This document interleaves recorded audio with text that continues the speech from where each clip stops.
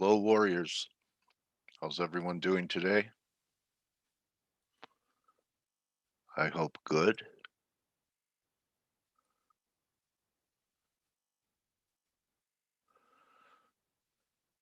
One more high coming. Hey, Brock, how are you? Arena, thank you. Hugo, hello. Kevin, all those little symbols you sent me, I don't know what they mean. Hey, okay, let's take a look around. What do you think? How you, Ren, Sinatra? Pavan P, nice to meet you. Okay, so the boy who cried wolf. Look at this one day. Enjoy life. Okay, very good advice. In COVID. All right. So this is so glaring, isn't it, guys? That's a NAS 100. That's S&Ps.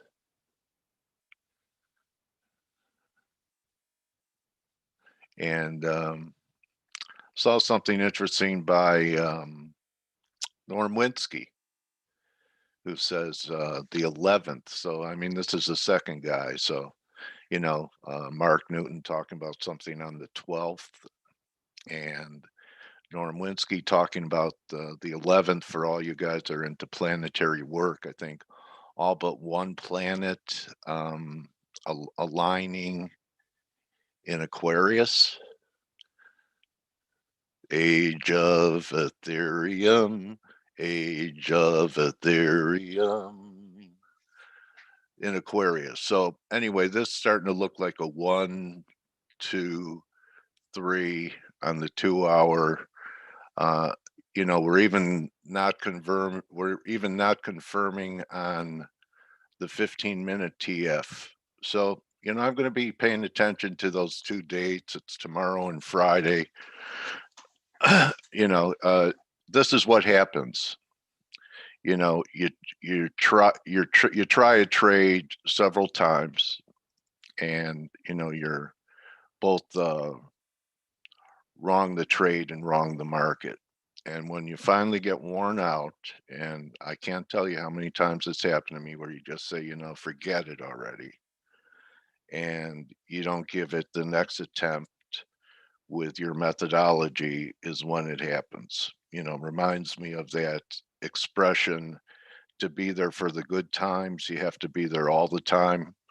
Because in this business, if you turn your head, sometimes even just for a day, um, you miss something important. Now, I'm saying that you can miss the initial leg, and that's okay too. And then just look for some type of retrace, fib retrace, and then at least you have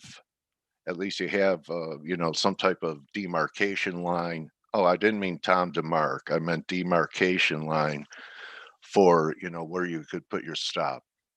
So Kevin, yeah, you've experienced that too. Hello, Ponce. So just a couple of other things. So I'm going to be looking at if we get one more high here in the S&Ps Thursday, Friday. I'll try it. I don't know. I bet the guys have some fib extensions up here. So I'll pay attention to Steve and Blake's charts when they show the S&Ps. I don't have any fibs up here right now. Um, I was talking about a move to about 2150, and actually, I just saw a tweet from Blake, and this measured the head and shoulders formation bottom that we had, that it was completed. I had some stuff here, I had a moving average coming in around 2160, didn't quite get there. And of course, a pound is still outperforming. Um, but I looked at some of our research, and Grega still has this as a ending diagonal, and we're getting some type of throwover in cable. It hasn't been profitable trying to top pick it. I'm thinking cable and the S&Ps might turn together. I don't know why. I don't know if they're correlated in any way, but I'll be watching that. Cable hasn't confirmed on multiple time frames but it is now, is now, is now. So between cable and stock indexes, stock indexes aren't really confirming. The 4-hour is on the S&P, but not in NASDAQ. Okay. So actually NASDAQ has a weaker structure. Yeah, it's interesting, Jane, you bring up oil because I was looking at it, and oil strength is, you know, been tremendous, but look at what's happening here. It's not confirming, and it looks like we have drive 2, right? Here's the first drive that confirmed, and this drive up here under 70.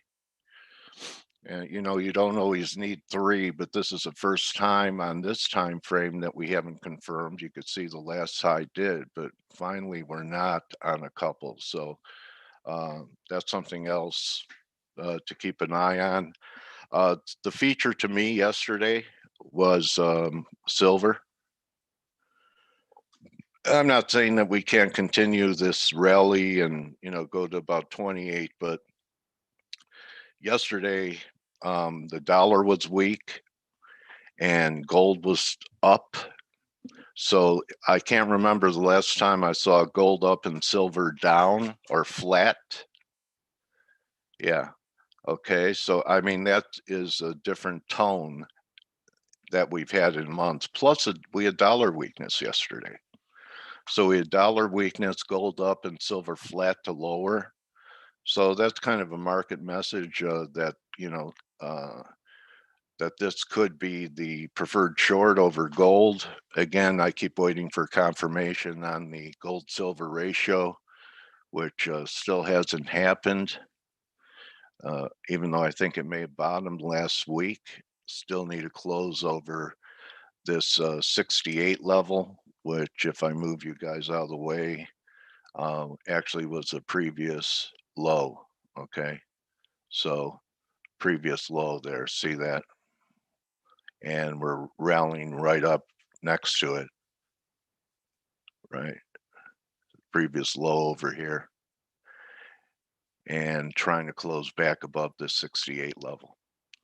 So that tells me that for a while, if we do that, that silver is going to be the preferred short. And when I saw how it was acting yesterday, to me, that's kind of a market tell or a shift in the way things have been. A little bit of a change there. It's just one day, but even today you have gold up $3 and silver unchanged.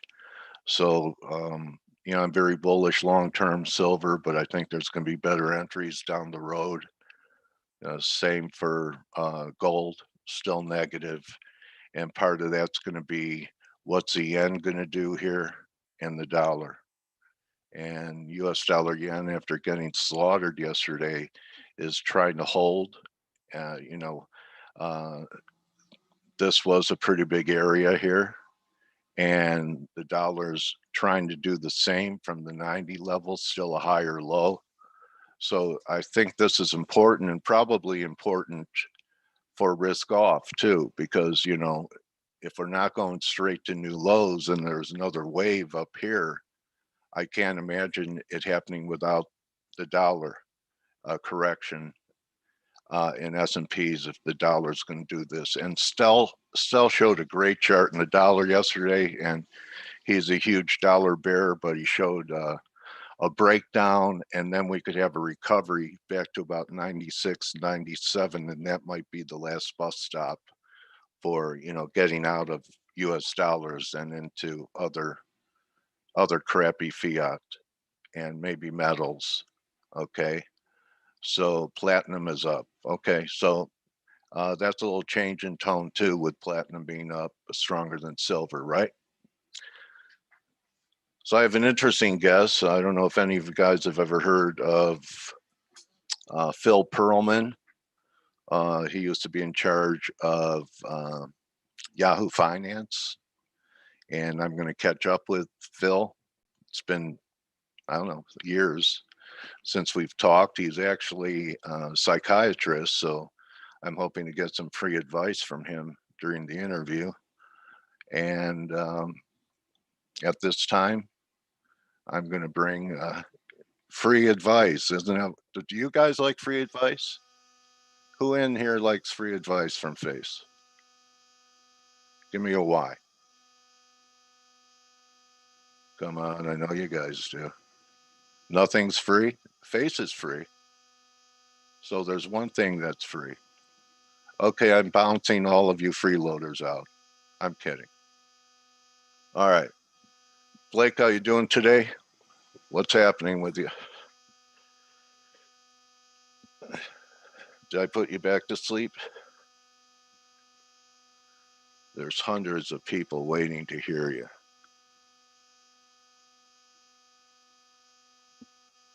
Well, he's All right. unmuted, but Huh. we can't hear anything. Good morning.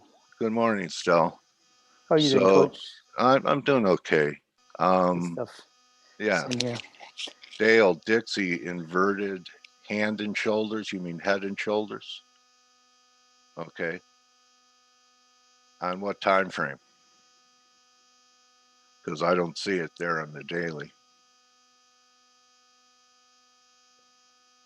All right. Daily, huh? So here's the head. And now we're putting in a right shoulder, and this is the neckline up here. Yeah.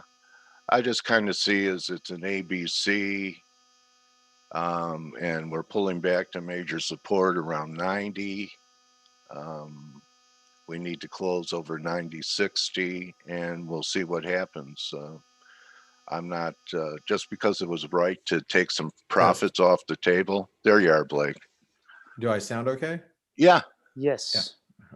I don't know what happened. So weird. I was sitting there talking to you guys, and all of a sudden my my mic was off of a different connection. It was really so strange.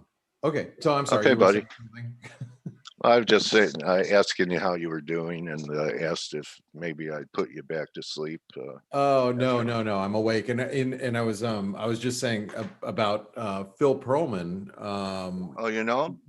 Oh yeah, I used to contribute for StockTwits years ago, back when StockTwits first released or was launched.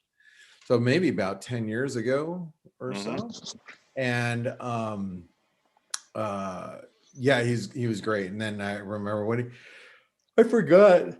Oh, I'm so sorry. I didn't mean to yawn. I forgot he went over to Yahoo Finance, and then, yeah, and I kind of lost touch with him. And yeah, you know, he is a psychiatrist, licensed.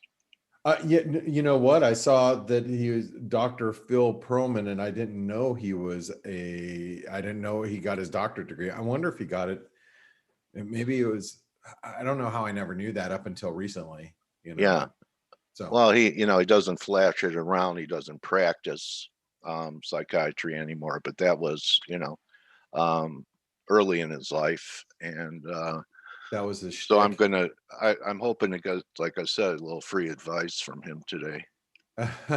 Well, so, you know, you definitely need some free advice. So I asked everyone who else likes free advice, and we got quite a few attendees that said they enjoy free advice. And DJ said nothing is free, and I said, well, Face is. So you have at least one thing that's free.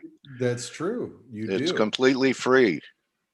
It is completely free, and a lot of people are all like, you know, well, you know, nothing's for free. But yeah, you know what? I'll tell you why. It's 4 years. We're coming up another month or so. 4 years of, you know, great ideas every day. You know, not all of them work, but you know, we give our best for free for 4 years now.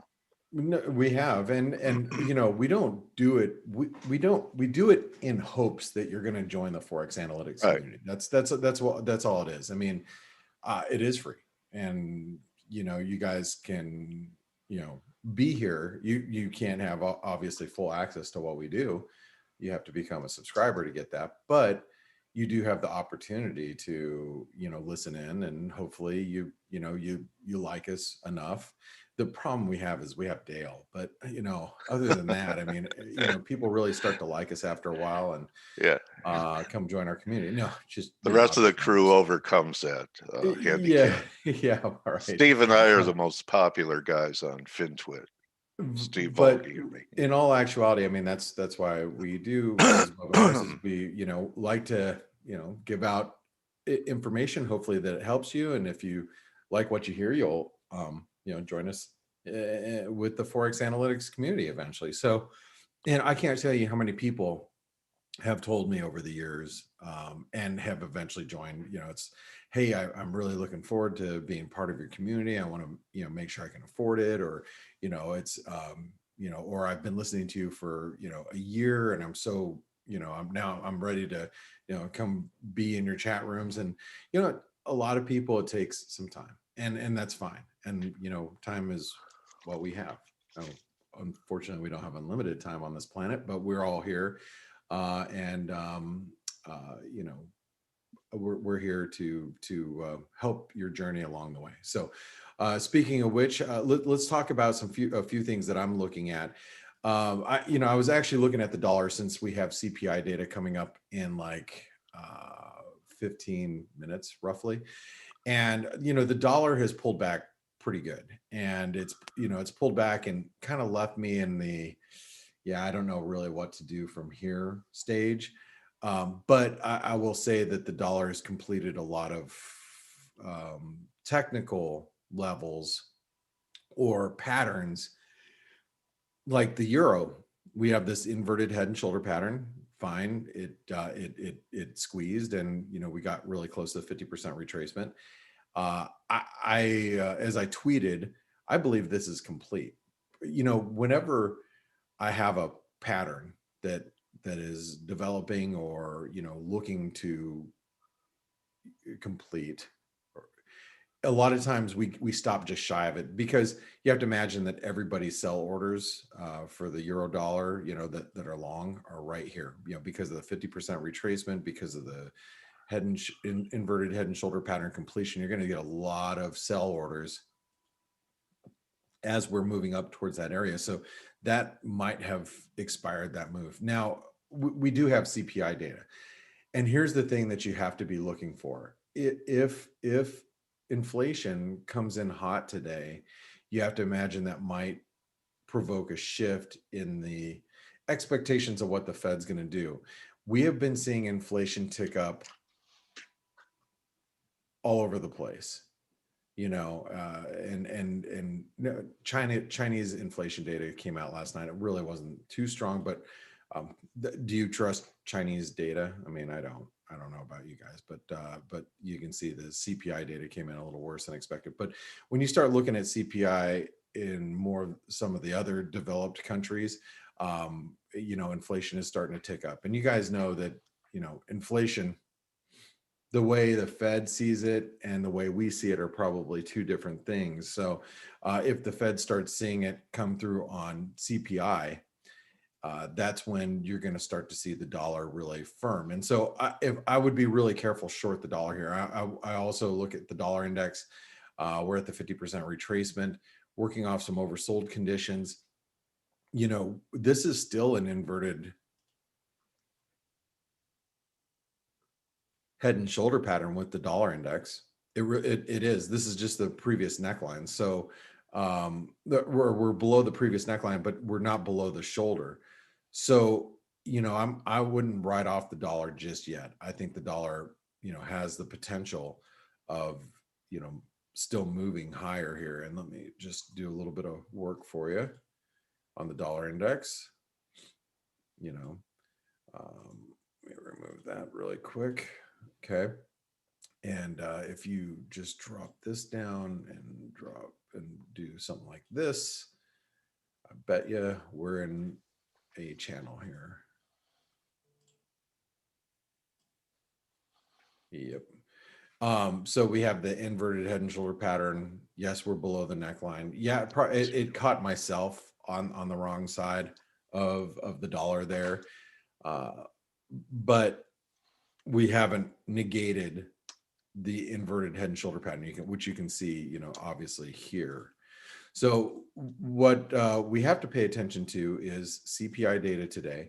Also, I do want to point out once again, the SM, and let me just, I needed to finish up what I was drawing there. So just to give you a little bit better view.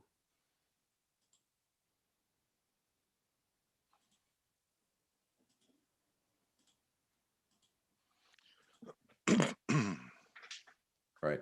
Okay. And then, Nice. yeah, and here's the S&P. So the market's obviously this insatiable move higher in the S&P is just, I mean, it's strong, and we have to be cognizant of the fact that it's really, really strong. As I think I told you guys yesterday, and I can't remember if I told you guys or the when we were talking about the bias chart, while we're above 38.70, you have to stay bullish. We dropped below that. Irina asked me yesterday in our chat room, she goes, is that a megaphone pattern? I'm like, it is currently. Not the long-term megaphone pattern, not the one that capped us for so many years. Where would we get back inside that 3650? Yeah, 3650. We'd have to break. I would say if we broke below 3600, this market is really, Yeah, to get back inside that massive megaphone that we've been in a throw over for a while. Yeah, and that would be a pretty negative situation. But you have to imagine that's a pretty deep pullback from here. I mean, that would be that'd be 8%. So if we start, dropping below, we pull back 10% in equities, then we're probably going to see a much, much bigger move lower, I would assume. But let's tackle first things first. We're up against resistance, and while we're above 38.70, it's still bullish. But you guys have to be careful with risk up here. And then I'm going to bring in Steve and Stelios right now, but I want to just mention as they're coming on, Bitcoin's coming under a little bit of pressure. This is one of those assets that I think we do have to watch. It's not like some of us may not trade it a whole lot, but I think it is really should be viewed as a risk asset. So if it does come under pressure, it may start to influence, the rest of the market, believe it or not. So, Steve, Stelios, how are you guys doing this morning? Good morning. All good, thank you. Hey guys, now I know we have Phil Perlman coming on here in like 10 minutes. I'm excited to listen to him. I haven't talked to him in years. It's been years, but yes. Like I mentioned, I used to be a contributor for StockTwits 10 years ago, maybe back when I first started on Twitter. I mean, roughly. So it's been a long time, and I haven't talked to him in eons, but it'll be good to hear his voice. So you guys stick around because it will be a really good interview. Cool. So what's happening with you guys? What are you guys looking at today? Well, Blake, you talked about CPI coming up, and if we get a surprise, maybe the dollar moves. Unfortunately, we've come to the point where these things don't matter, and I'll give you proof of that. We had Norway CPI this morning, which is something I watch because I like the Norwegian kroner. I always want to watch that. And last reading was 1.4% year on year. It had started creeping up. This reading 2.5%. The kroner did not move. It just didn't move. It just shows you how these markets no longer care. They think that central banks are going to be at zero or close to zero till kingdom come. That's the problem. Yeah. Well, maybe, and just, to talk a little bit about that, maybe the world doesn't really care so much about every other central bank, but the Federal Reserve right now, because the Federal Reserve is really going to be that's going to be the market mover, right? I mean, yeah, true. Having said that, I think we're going to need to see many prints, strong prints of, inflation, GDP, unemployment, everything before the Fed will even contemplate doing anything with rates. Unfortunately. The thing is that I kind of disagree, Stelio. This is not normal market behavior one way or another. I didn't say it's normal. and I'll explain why. Because if the thesis is that the market believes that no matter what the print is, they're not going to do anything, which I believe that's going to be the case for as long as it's possible, then a higher CPI print should be immediately currency negative. So you should have a movement in any case. If the market believes that the higher print is going to trigger because a you get response. stagflation, right? Yeah, it is going to Yeah. trigger a response from the central bank. Then the reaction to the currency can be positive in the sense I'm expecting them to raise rates, so I'm going to preemptively like beat the currency. If you don't believe the central bank is going to do something, then the response should be there is higher inflation and there aren't going to be raising rates, so the currency should depreciate.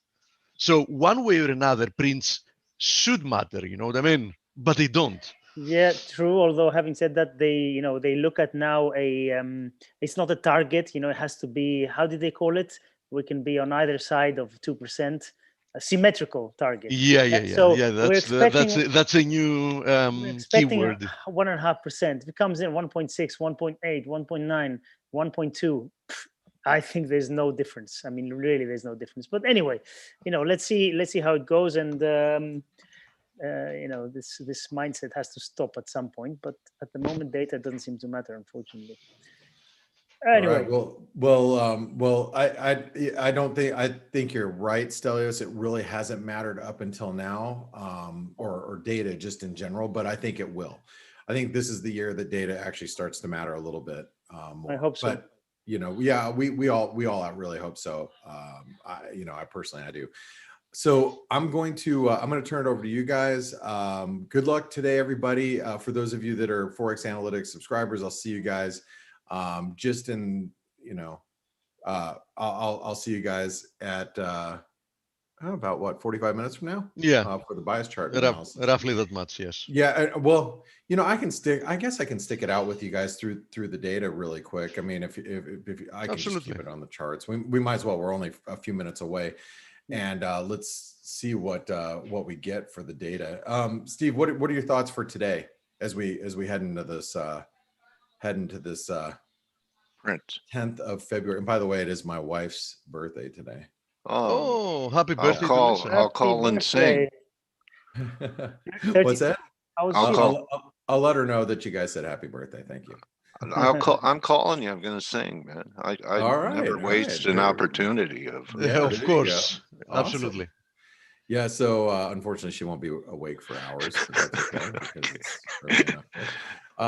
But I think in general we should slowly but steadily see a climb in inflation creep in. Perhaps not yet, because the past few months we didn't have like a new stimulus or whatever. But I think it's a matter of time. So but predicting a specific print, I mean it's like playing a lottery. Yeah, right. And as we said before, most importantly, you know what the problem is? Until like 15 years ago, if somebody could give you in advance all the data prints, you would 100% become a millionaire. Nowadays, even if somebody gave you the prints in advance and they told you that's exactly what's going to, print in, that metric or whatever, you're not even sure what the market is going to do with it. Yeah, these days I actually 100% agree with that. I really do. Hey, so Forex Gal, just to answer your question, this was wine birthday. I tracked down some of our favorite wines from all over that we've had over the years. So that was that's like getting your wife a football. Yeah, because you use it for you to use. I got her regulation size NFL football. It's exactly what she wanted. You got her a couple of coupons for like 1 hour of Blake Love. Yeah, there we go. No, even better. He got her coupons. Next. He got her coupons for air travel discounts. Yes, there's a few out there. Yeah. All right, guys. So we're just a few seconds away from the economic data. So and then Phil.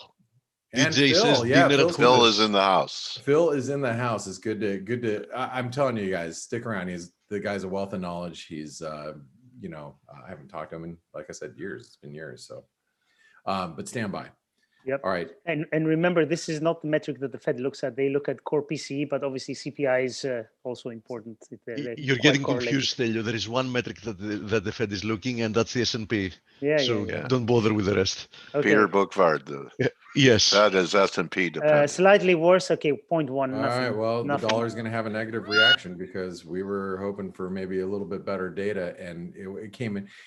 The core came in 0.2% lower. So, I mean, dollar, it isn't doing much right now, but you can see the dollar is really, I mean, I think the market was really hoping that we'd see some stronger data. So not the case. Guess what? That means stocks are going to continue to go up forever. So good news, guys.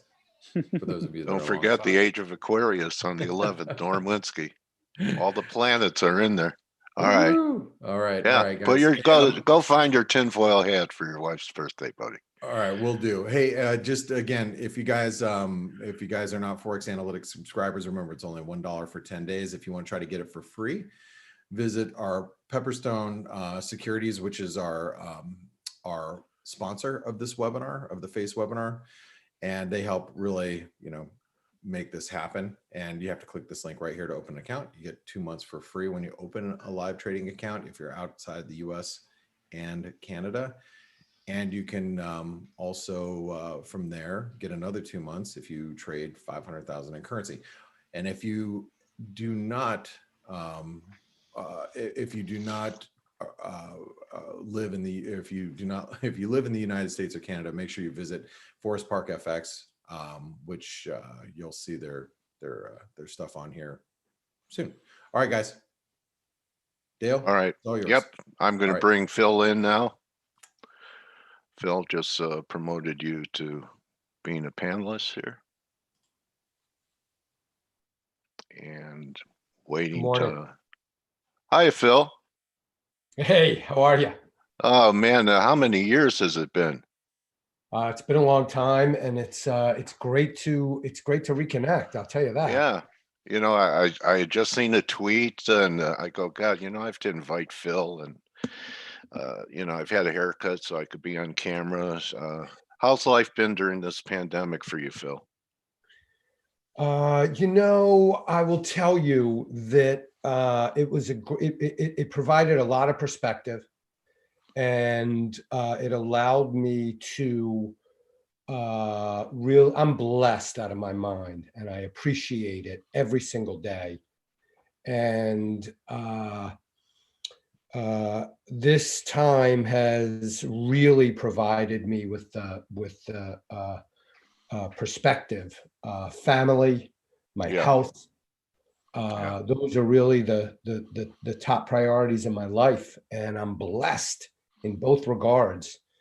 And we moved out of the city a while ago. I think it was a little tougher for people in the city, but we have a little bit of space out here in the country, not in the country, but sort of the suburban country. Right. And, I just focused on my family, my business, my health, clean living. And Yeah, I noticed, and we're going to get to it. So your passion, I'm sure it's not a new passion, but you're out there talking about health a lot, and dietary things. And, I want to get to that later on in the interview, but I'd like to kind of catch up with you. I kind of lost touch with you after you left StockTwits and went to Yahoo Finance. And, what happened? Did you enjoy your stint at Yahoo Finance? And I know from your Twitter account what you're doing now.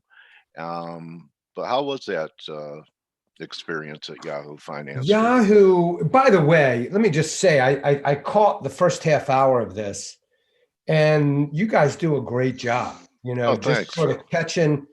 catching everybody up on what's happening in the currency markets, but even more than that. So I really enjoyed it. I haven't some of these charts I haven't looked at in a long time. And I really, really appreciated the perspective of what you guys are doing. But You're welcome here anytime. It's also on video. We put them out on YouTube if you ever want to just check out where our heads are at. Best team I've ever been part of in my long and illustrious career. And we really care about people. And really, it's a very difficult endeavor to be a trader. And we try and help people avoid the landmines each of us has stepped on. So, why don't we just go right to the present here, Phil, and tell me about what you're doing with Osprey funds. And I believe there was an IO after that. So have you embraced blockchain, and is that what they do? Osprey Yeah, funds? yeah. So we build digital asset funds, and Okay. that's the focus of the company. And we have a Osprey Bitcoin Trust, which has been in private placement now for since for over 2 years now. And next week, we've met criteria, FINRA criteria. Next week, the trust will begin trading in the secondary market under ticker OBTC. And really, our mantra is to provide access to Bitcoin, to make it to build a really well structured product. Kind of like what Grayscale did, Phil? Similar to Grayscale, very Yeah. similar to Grayscale. Okay, because I remember after they took Bitcoin down to 3,000 from 18, and people were talking about wallets and how to store them, and the only kind of wallet I knew was made of leather. So it was kind of like foreign territory to me to wrap my head around it and so forth. So a lot of guys from my generation, still involved in legacy markets. And so I went with GBTC as a trade because I really didn't know how to go about just buying a Bitcoin and putting it in some type of file. I'm not low tech, Phil. I'm no tech. So this is another way for you guys to do it. Where's the secondary market? What are you talking about as far as a secondary market?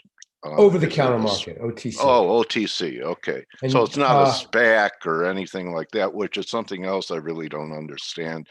I feel like I've, like my father, my parents, or my grandparents, with all the innovations that are occurring in the market just to keep up with new products and everything that's going on. It's like Future Shock by Toffler. I remember that book. Yeah, absolutely. Okay. So Remember reading that? I think I read that in college. yeah. Okay. So yeah, me too. So, we're in that same age group. How about RecShares? So Micro. Go ahead. RecShares is the parent company. Oh, I see. And we have multiple product suites. The other one, Microsectors, builds ETNs, exchange traded notes. Okay. And we are in a number of categories, FANG, banks, Right. and these are products for traders, energy, cannabis. And that is a great, that has been a lot of fun, and it's been growing like crazy in assets under management total there. And it's really, those are for traders. They're 2 times and 3 times instruments. You could check that out. You can check that out at microsectors.com if you're interested in any of those. Okay. But the Osprey product, I see you have that on your Yeah, screen. just brought it up. Our mantra there is to build great products. So we have partners like Coinmetrics and Fidelity Digital Assets. Fidelity Digital provides the custody of the Bitcoin. So what you were talking about before about the wallets, 20% of all Bitcoin is off the market. And what I mean by that is that, the store, the keys have been lost, or in some way those Bitcoin have assumed to be inaccessible. And so that is It's almost like a cartel, Phil, isn't it? well, it's just, you know what it is? It's behaviorism. Okay. I mean, so much of the, and I'm going to get all behavioral finance, you know, for the viewers who are not aware, my background is in psychology. I'm a psychologist going back, behavioral economics, and it's really behavioral. And this is why, you know, people are trained, you know, we're behaviorally conditioned to be sloppy with our passwords. If you lose your, you know, if you lose your Google password, you just, you know, ask for another one and it sends a message to your phone and you put in a code and you get a new password. And that happens at just about every website. But with Bitcoin, there's no, it's decentralized. So there's no place for you to get your password back. So we've all been trained to be very loose with our passwords because it's so easy to get them back. So with Bitcoin, people got them very early on. Hey, I was talking with a neighbor the other day that lives across the street from me, and he was saying, yeah, back in like 2012, you know, one of my geek friends sent me this Bitcoin. I had it on my phone, lost the phone, and it would be worth like $9,000 today. It's lost forever. I have no idea what happened to that phone. It's gone with all the other old phones. And that's what kind of worried me. The services that we provide by virtue of trading under a ticker is that's, you know, and having a strong custodian is that you don't really have to worry so much about wallets and keys and sort of the complexities of owning a digital asset directly. Okay, I know there's a new contract coming up on Ethereum. I'm just showing it. And, you know, I want to get to the psychologist background that you have here. And, you know, I want you to give me your best diagnosis for current market conditions. You know, I can't remember. I mean, you mentioned it, marijuana stocks. I mean, everything, many markets, 10 baggers are not unusual. And then, you know, what we recently had with Reddit traders, what do you call this market? Euphoric, manic, or disorderly? I mean, have you ever seen what's happened in crypto? These gains aren't normal that I've seen in the market. So, I mean, you know, it's outside of, you know, things where you just normally see trends in markets and then corrections. But I think people think it's normal to buy something at 5 and see it at 45, 50 in a month or two, and it's not. So how would you diagnose this market? Yeah, you know, here's my view. We are living in an age of very significant upheaval and confusion and disorientation and change. And I think it goes back a ways. It goes back to, you know, if you want to really trace it far back, it goes back to the advent of the semiconductor, right? And so I'm talking about Moore's Law, and we have had a technological advancement on this planet over the last 60 years that is massive in scale. And we saw it with the dot-com boom as well. That was part and parcel. And now we're beginning to see that's beginning to mature, and we're seeing changes that have endured and that are becoming a part of a new fabric. And any time that you have that substantial, you know, humans have gone through hundreds of year periods, thousands of year periods, when almost nothing has changed. Yeah. And that, you know, periods of difficulty, life is hard, but also stability in terms of the environment around them and the way that their cultures were structured. And we are seeing now an upheaval. And I can only imagine what it was like. Imagine the first generation after the wheel was invented, right? So you had, you know, parents, there was no wheel. Right. The wheel was invented. you're in some village or wherever you're living, and then you have children and they have never not seen a wheel and all of the things that come along. So just because the wheel was invented doesn't mean the wheelbarrow was invented. That came later. So you had Right. all of these after effects and the way the world changed massively in the 3 to 5 generations that followed the advent of the wheel. Well, we're seeing the exact same thing right now. And we're With seeing blockchain, all types of effects on is communication. blockchain the wheel, Phil? What's that? It's blockchain the wheel. I think the Okay. semiconductor is the wheel. Okay. And I think it is changing everything. Everything. It's, you know, it started with the computing, and then you had communication and the internet, and then you had the way businesses are changed, and you have the way accountancy has changed. Now you're seeing the beginning, quite possibly, and I'm hedging myself here because I can't tell the future. As a matter of fact, your question about the environment we're in, I could have gone a different direction. I could have said, listen, nobody knows anything until after it's over. And the one big takeaway about this environment right now is humility. And that, you know, we're seeing things that we, you know, you've been around, I've been around. We remember the dot-com bubble. We remember the global financial crisis, and we're still seeing things that are novel to us. And humility is really always an important component of market participation and market observation.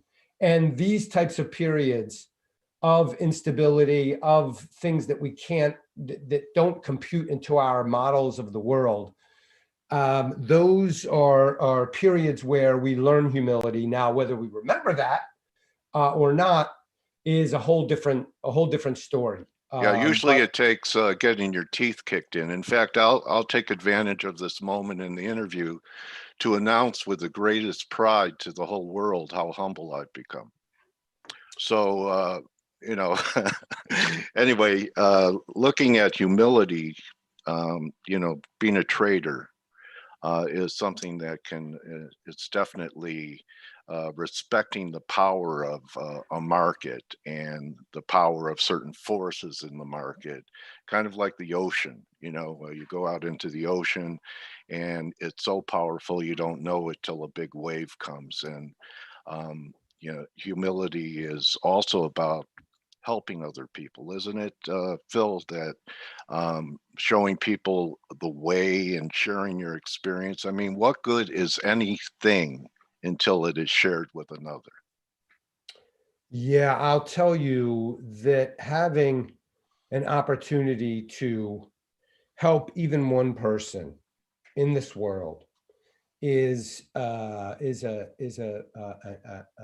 privilege and a blessing. And I can't, you know, even in the smallest way. And so that has, you know, that's certainly a priority in my life. Now, that being said, I think, you know, I think you have to take care of yourself first, because you can't really, you know, Good take point. care of other people until you have your own house in order. Yeah. I just wanted to finish up one last point about Go. the present environment. Okay. The humility, we're not going to know. We're not going to know. So just, you know, I'm sitting here and my answer to your question is I have no idea. I don't know what the future pretends. I'm not going to pretend to know. I got a million theories about it. None of them have been proven correct. And I'm just going to, you know, there's things that I'm just not going to get involved in. I'm not going to get involved in GameStop because I have no edge there. And it's a noise festival. It's not my game. And I don't have to be involved. Sorry to interrupt. How different is GameStop from cannabis stocks? At least from the charts that we can look from like a few months ago. Everything is the same. There's no difference okay. in any asset. There's no difference in any asset. Every asset is at the whim of human behavior, you know, and human emotion. And so I agree with you, Doctor. And I think you've done a magnificent job. And I'm not joking. I'm not exaggerating. From what you've said, you've been so far involved in everything that looks to me like a bubble. And I'm not saying that as a negative thing, because you can make tons of money by, in essence, predicting in advance which kind of markets will create the emotional response that will generate a bubble. You are hitting on some of the current work that I'm doing, some of the current research that I'm doing that I really haven't written publicly about yet, but that is very, very interesting, I think. And that is, what happens after a bubble to an asset? You have some bubbles that never come back. Yeah, And historically, exactly. There are two possible outcomes. One, it dies completely. And two, if there are some elements of value, then it starts rebuilding that value from very low valuations post-bubble. I think that's correct. I think I would even say there's maybe a third, but it's not as well formulated. And that's the one where it just kind of dribbles along for a long time before coming back, or maybe never comes back, but never goes to zero. I'm sort of thinking of the Nikkei as a possible representative of, a long-term view of the 30 years. Yeah. But I think you're correct. I think there's two, there's the tulip, and then there is Amazon, right? I mean, Amazon went from 113 to 6, and now it's way higher than 113. And Bitcoin, you could make a similar argument. Yeah, there've been a few bubbles in Bitcoin. It's already had multiple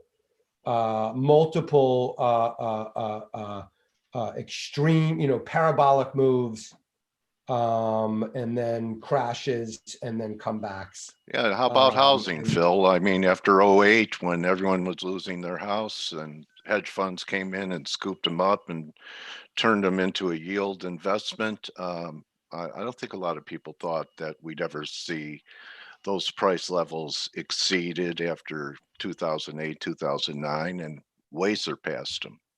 Exactly. And yeah.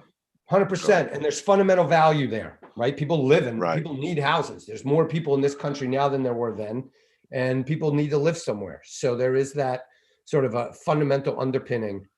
I think one of the interesting things about Bitcoin is that the fundamental underpinning is not well delineated, not well understood, and still sort of the game is still afoot in terms of what the meaning of it is. We know what the meaning of housing is. Right. We're still only coming to slowly understand what the meaning of ubiquitous digital assets are.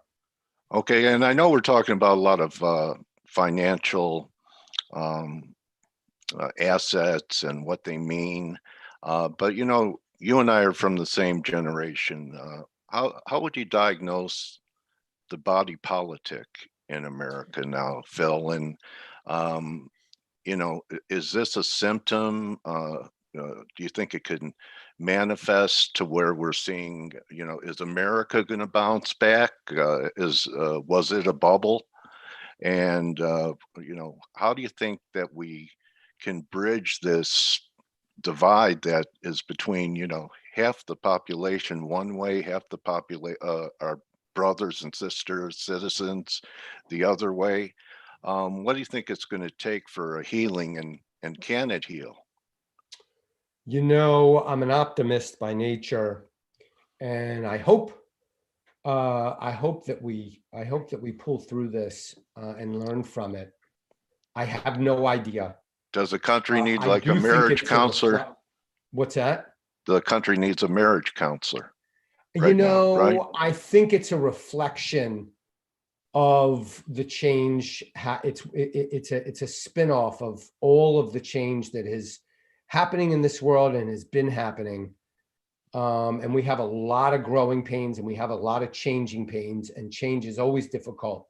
I'm not sure how we're going to come through. I do know this, and this goes back to the question you asked me right at the top.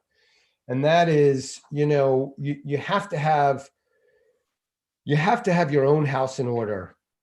And during periods of like this, and this is a selfish thing that I'm saying, and I'm just being very clear about that. You got to take care of yourself, and you got to take care of your own, because you're going to have people in your orbit who are going through difficult times.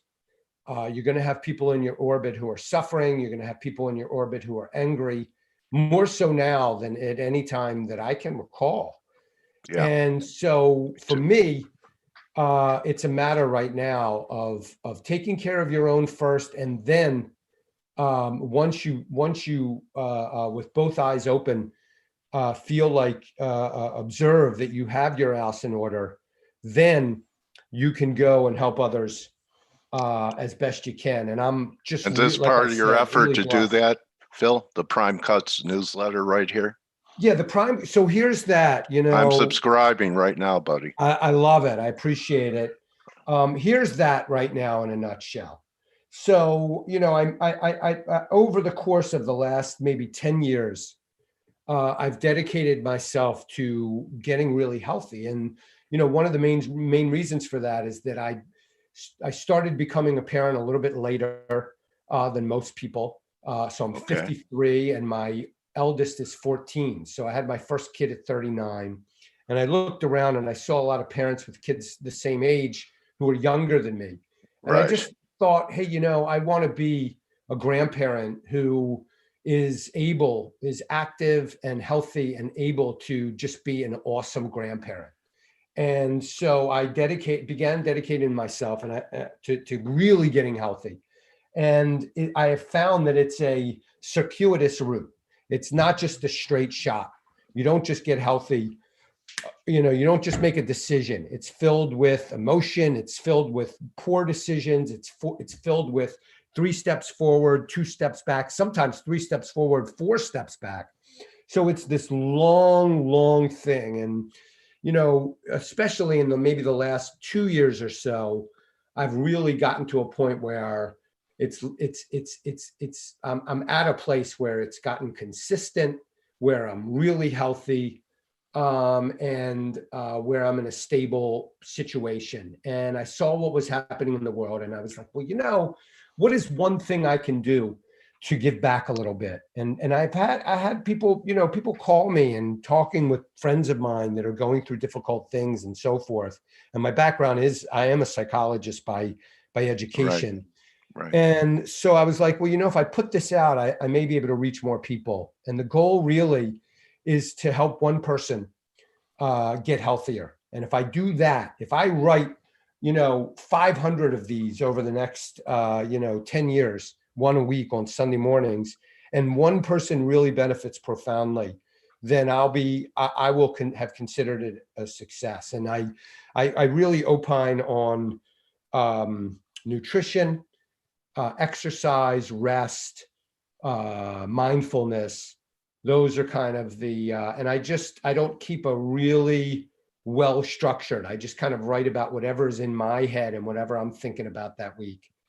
And I focus a lot on low carb and high protein. I focus a lot on walking and moving the body every single day and resistance training.